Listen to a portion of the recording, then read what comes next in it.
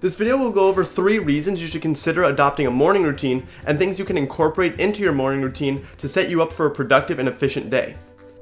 For many of us, we set our alarm clock to go off so that we have just enough time to roll out of bed, throw on clothes, and make it to class and spend the rest of the day in reactive mode. What if there was a better way to start your day that improved your mental clarity and left you feeling more satisfied? Would that be worth it to you? Does a morning routine actually make that big of a difference? Before we get any further, I just want to point out that there is no perfect morning routine, and it is not a magic spell that will magically have you achieving millions overnight. If you do a Google or YouTube search talking about morning routines, it's about as trendy as a juice cleansing or vigilant clean eating. This being said, let's go over 3 reasons you might want to consider a consistent morning routine. Reason 1 for having a morning routine is that it will prime your focus for the rest of the day. It'll help give you a time that you can mentally plan out how you want your day to go, and by allowing yourself a little bit more time before you start your workday, your brain will feel less scattered, and your ability to fully direct your focus towards your work, schoolwork, or attention in lecture will greatly be improved. People who consistently practice a morning routine notice that they gain higher self-esteem and are more efficient with their time throughout the day. Studies show that we get a mood lift from making consistent positive choices, and by having a morning routine, this makes that easier. One thing you want to avoid doing first thing in the morning is checking social media or email, because this can easily lead to a wormhole of lost time and can open you up to someone else's agenda for the rest of the day. Spend the first 30 to 90 minutes of your day dedicated to you and watch how this bleeds over into your entire day. Reason number 2 is your morning routine can be the one constant in your day.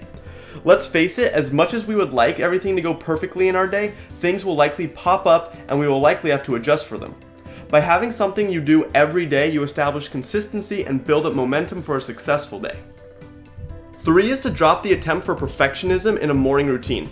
Try things out and see what works best for you. Admittedly, this is less of a reason for having a morning routine and more of a recommendation to stop searching for the perfect morning routine, because it doesn't exist.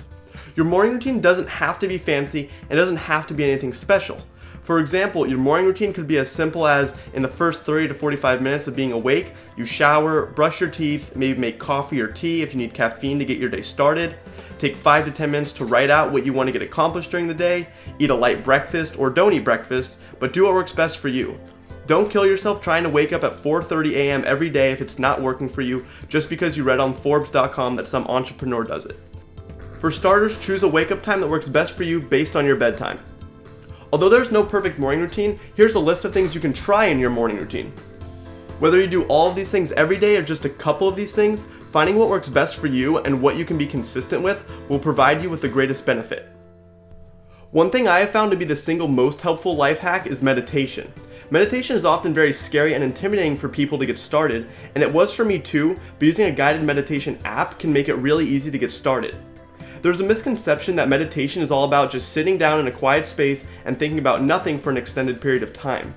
The truth is, you are training your mind to focus and training your mind to be more aware of how your body feels that day, your breathing, your thoughts, and feelings. There have been several studies that show people who have some form of meditative practice have a reduced level of stress and increased ability to deal with stress. From personal experience, I have found that just doing meditation has improved my ability to focus, ability to cope with stress, and improved overall happiness. Think of this as a 10 to 20 minute break from the hustle and bustle of the modern world. Another thing to try is start your day off by making your bed and keeping your workspace tidy. This might sound silly and reminiscent of your mom and dad telling you to clean your room, but by doing this every morning, it can help set the tone for the rest of the day.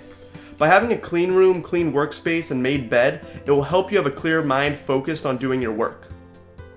Then 3 is to do some form of exercise. Maybe working out in the morning is not your thing, but doing 10 to 20 reps of anything physical will get your blood flowing, oxygen moving, and wake up your body and brain. You can do push-ups, pull-ups, air squats, jumping jacks, etc. Just get your blood flowing. And then 4 is to experiment with a gratitude journal. Here are 5 reasons you should try keeping a gratitude journal. 1 is that it lowers stress levels and you feel a sense of ease throughout the day and more calm at night. 2 is to remind yourself of what is important to you and develop an improved self-awareness. 3 is by listing things you are grateful for. Studies have shown that this practice improves baseline happiness. 4 is that it allows you a time to get your thoughts out on paper and plan out your goals and be appreciative of what you have.